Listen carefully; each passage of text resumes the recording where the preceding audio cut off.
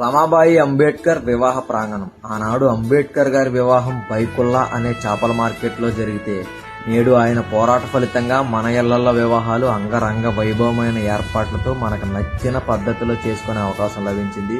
నా మిత్రుడు శ్యామ్ తనకు అంబేద్కర్ గారి మీద ఉన్న అభిమానాన్ని చాటుకుంటూ బాబాసాహెబ్ అంబేద్కర్ గారికి ఎంతో ప్రియమైన బౌద్ధ ధమ్మాచారం ప్రకారం తన వివాహాన్ని చేసుకోవడం జరిగింది. ఈ బౌద్ధ ధమ్మ మంగళ పరిణయంలో బాబాసాహెబ్ అంబేద్కర్ గారి జీవితాన్ని, పోరాటాన్ని గుర్తు చేసే గీతాలతో పాటు అద్భుతమైన బౌద్ధ ధమ్మ సందేశాన్ని కూడా అందరికీ తెలియజేయడం జరిగింది. నిజంగా బాబాసాహెబ్ అంబేద్కర్ గారు ఆనాడు మనందరి కోసం పోరాటం చేసి ఉండకపోతే, మనకు హక్కులు కల్పించి ఉండకపోతే ఈ రోజు ఏమైపోయే వాళ్ళము.